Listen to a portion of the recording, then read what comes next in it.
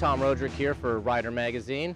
I am at the end of the second day of a two-day press launch for the 2023 Suzuki V-Strom 800DE.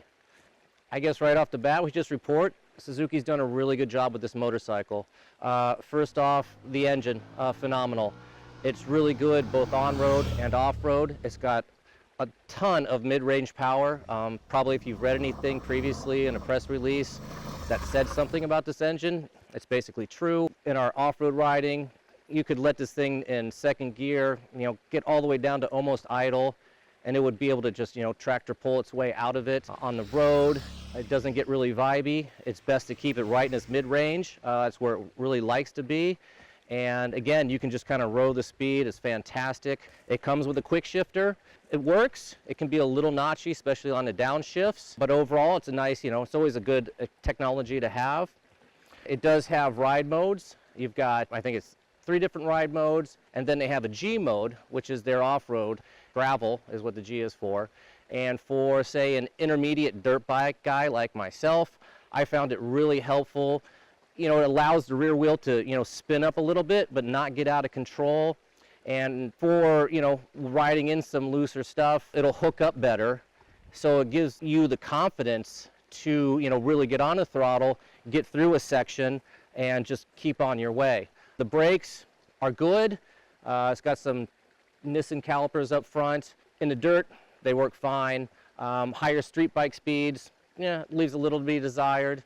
But, otherwise, it's got a good braking system. It has ABS. You can switch ABS off at the rear, which is fantastic, again, for, the off-road scenario. Allows you to just lock the wheel, steer the bike as you need it. Seating position, I thought was really good. The foam density, we spent 2 days and I still have a butt that feels fine. It's pretty narrow up here. It's wider at the back, gives you a lot of good comfort. The tank could be, a little thinner up here, but when I was standing up and navigating stuff off-road, again, not a big complaint. I guess a demerit I might give it is for the windscreen up here. It is a manually adjusted windscreen. It's got 3 positions, but again, you got to pull the bolts off, move it, put the bolts back in. In this day and age, that's a little, passé. I think the bike's going to come in and retail for $11,349. So it should be in the mix price-wise as other, mid-range adventure bikes. They do have, a good luggage setup. You can get, a steel bash plate instead of the plastic one that they have on there. The handguards, these are plastic. They do a good job of deflecting wind. There was yesterday, there was a hairpin downhill turn that I tipped over in, and it put a little scratch up here on the fairing and it busted the tip off of the brake lever.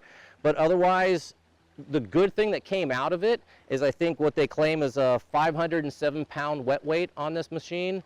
And I was able just, to get off, pick it back up, and continue on my way. That's something you can't do with a big, BMW GS. So for, again, a beginner to intermediate, I think off adventure rider, it's going to be a really good motorcycle as a do-everything. You could ride it, commute on it, take it for a weekend excursion. It's going to be great. If you're a higher skilled rider, I don't know, maybe put some more durable tires on it. The one that it comes with are, a little bit more streetable than off-road, but it's a good bike overall. I think Suzuki did a good job. There's a street bike version coming out with this 800 twin, parallel twin, and I think that's going to show to be a pretty, commendable motorcycle, especially if it's done up in the same way. You've got adjustable suspension up front and the rear. You've got an easy little twist knob for the preload back here. It does have a full color TFT display.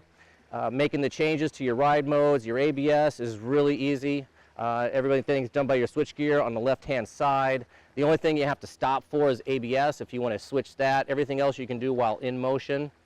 And I think, again, overall, this is going to be a pretty good showing for Suzuki.